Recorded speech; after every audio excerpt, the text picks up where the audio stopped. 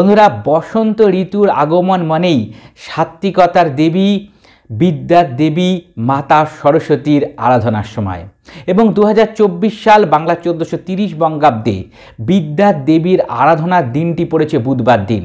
এই বুধবার সংযুক্ত হয় বুদ্ধির দেবতা গণেশের সাথে, তাই অত্যন্ত বিশেষ এই তিথি। কবে এই তিথি পড়ছে, কখন আমরা কোন বিশেষ ক্রিয়াটি করব, যার ফলে আমাদের বিদ্যা এবং বুদ্ধি লাভ হবে। আমরা অনেকের থেকেই বিভিন্ন রকম কম্পিটিটিভ পরীক্ষা, আমাদের যে মূল পরীক্ষা এক্সাম ছাত্রছাত্রীদের, সেই সমস্ত পরীক্ষাগুলোতেও ভালো ফল করতে পারবো এবং তার সাথে সাথে ব্যবসায়িক শ্রীবৃদ্ধিও হতে পারে। এমন কিছু বিশেষ ক্রিয়া নিয়ে আজকে আলোচনা করব। আমি আচার্য ঋত্বিক চক্রবর্তী, সহজ ভাষায় ধর্মকথার এই নতুন পর্বে আপনাদের সকলকে জানাই সুস্বাগতম।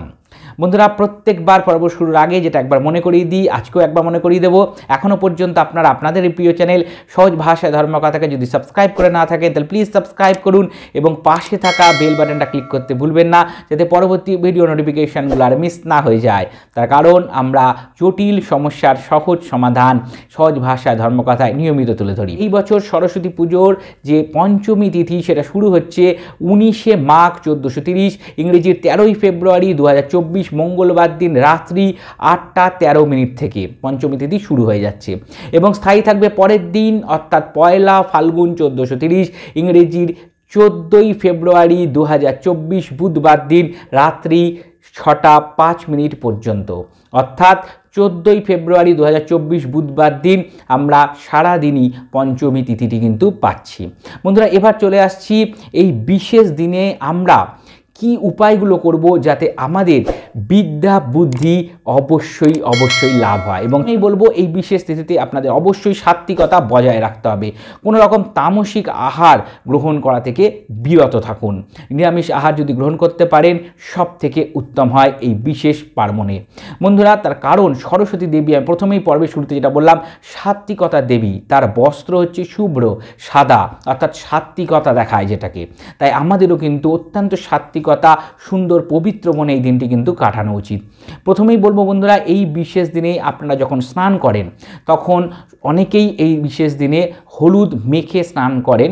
এটা অবশ্যই ভালো। যারা মাখা সম্ভব হবে না, স্নানের জলে গঙ্গা জল এবং হলুদ মিশ্রিত করে স্নান শুরু করুন এবং স্নান করার পরে স্নান করে উঠে একটুখানি হলুদ, তার সাথে সাদা চন্দন এবং কেশর মিশ্রিত করুন। অর্থাৎ কেশর আগে থেকে ভিজিয়ে জল রেডি করে নেবেন, সেই জলে সাদা চন্দন মিশিয়ে নেবেন এবং একটু হলুদ যদি বেটে দিতে পারেন খুব ভালোর মধ্যে, সেটা প্রত্যেকে নাভিতে একটু স্পর্শ করুন।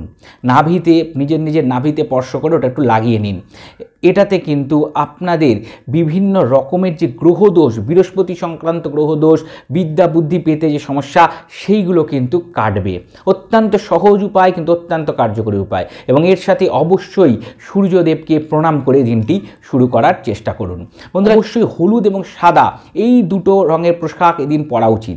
আর বন্ধুরা, কখনোই লাল এবং কালো রঙের পোশাক এই বিশেষ দিনে পরবেন না, এটাকে ত্যাগ করার চেষ্টা করুন এই সরস্বতী পুজোর দিনে।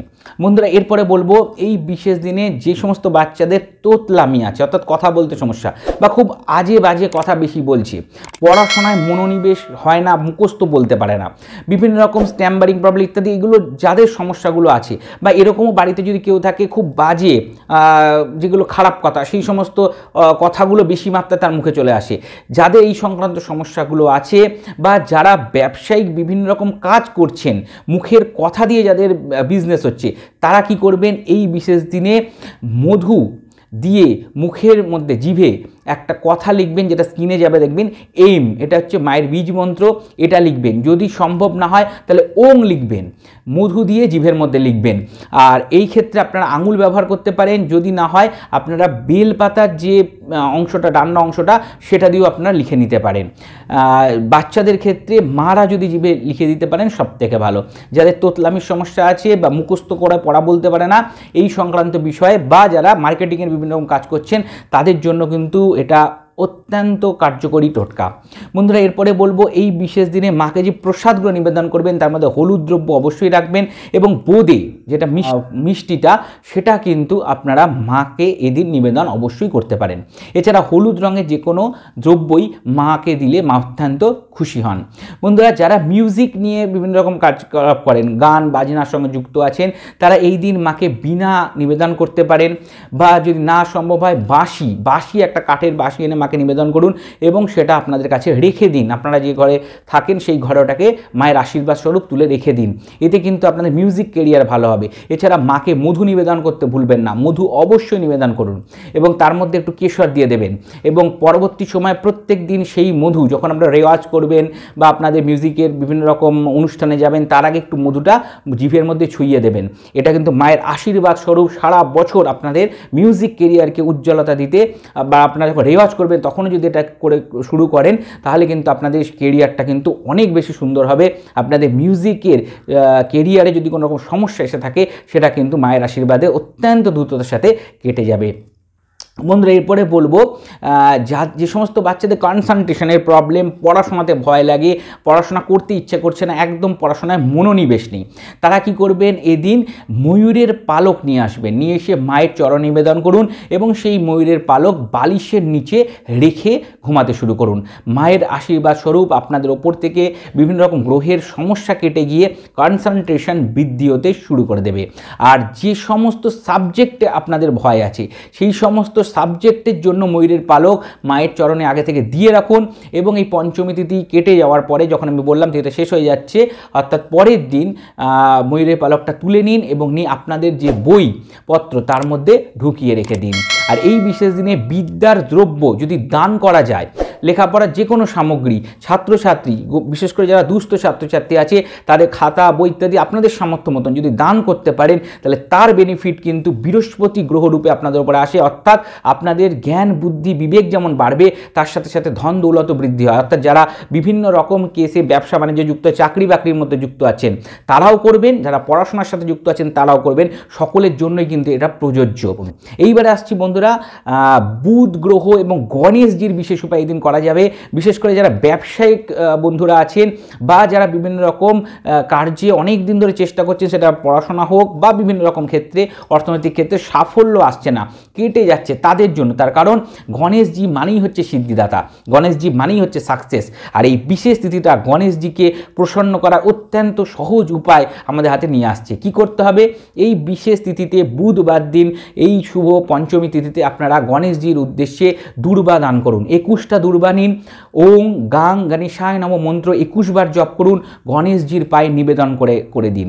এতে কিন্তু গণেশজি অত্যন্ত প্রসন্ন হবে। এর সাথে সাথে যখন আপনারা সরস্বতী পুজো করবেন, তার আগে তো গণেশ পুজো অবশ্যই হবে, সেখানে লাড্ডু নিয়ে আসুন, তার উপরে একটু কেশর দিন, প্রত্যেকটা লাড্ডুর উপরে কেশর দিন এবং সেই লাড্ডু বাবাকে গণেশজিকে নিবেদন করে দিন এবং সেই লাড্ডু ভোগ হিসাবে সকলের সাথে আগে বন্টন করুন এবং তারপর নিজেও গ্রহণ করুন। দেখবেন আপনাদের ওপর থেকে গণেশজির কৃপা আশীর্বাদে কিন্তু বিভিন্ন রকমের যে এতদিন পর্যন্ত অসাফল্য হচ্ছিল, সাকসেস পাচ্ছিলেন না, সেই যে খারাপ সময়টা সেটা খুব তাড়াতাড়ি কেটে যাচ্ছে। এইবার আসছি অত্যন্ত রামবাণ উপায়, আপনাদের যারা পড়াশোনা করছেন তাদের জন্য প্রযোজ্য, যারা ইন্টারভিউ দিতে যাচ্ছেন তাদের জন্য প্রযোজ্য, যারা ব্যবসা করতে চাইছেন, ভালো মাত্রায় ব্যবসা হচ্ছে না, ডিলিংসগুলো বলছেন কিন্তু কেটে যাচ্ছে, অর্থাৎ মুখের ভাষার মাধ্যমে যাদের বিভিন্ন কেসগুলো লাভ করতে হয়, বিশেষ করে উকিল হতে পারে, উকিল বন্ধু যারা আছেন তারাও করবেন, লয়ার ব্যারিস্টার ইত্যাদি তারাও এটা করতে পারেন। তার সাথে ব্যবসায়িক বন্ধু যারা আছে তারা করবেন, যারা চাকরির ইন্টারভিউগুলি দিয়ে বারবার কেটে যাচ্ছে তারা করবেন, এবং আমার বিদ্যার্থী বন্ধুরা যারা পড়াশোনা করছেন, ছাত্রছাত্রী, তারা নিজেরাও করবেন।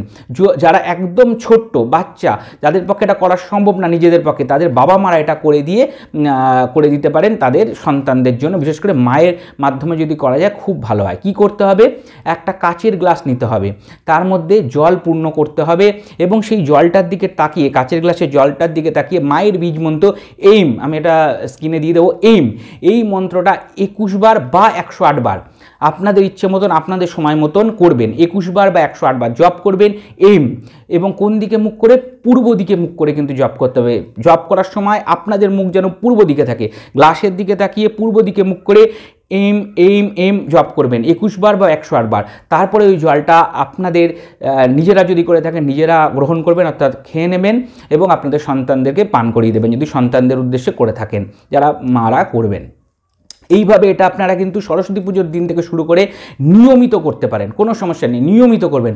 যত বেশি দিন করা সম্ভব তত বেশি পরিমাণে এর বেনিফিট আপনারা পেতে শুরু করবেন।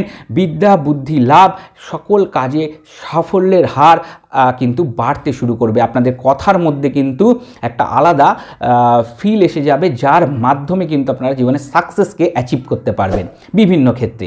আর বন্ধুরা, এই যে টোটকাটি কিন্তু যখন করবেন তখন একটু শুদ্ধ মনে গ্লাসটা একটু পরিষ্কার পরিচ্ছন্ন গ্লাস নিয়ে কিন্তু করবেন, কাচের গ্লাস নিতে পারেন। আর পরবর্তী সময় এই জলটা যদি মনে করেন যে একটা বোতলের মধ্যে ঢেলে বাচ্চাকে বিভিন্ন জায়গায় পাঠাবো, সেক্ষেত্রেও করতে পারেন, কোনো সমস্যা নেই। বা নিজেরাও যদি নিয়ে ট্রাভেল করেন কোনো সমস্যা নেই।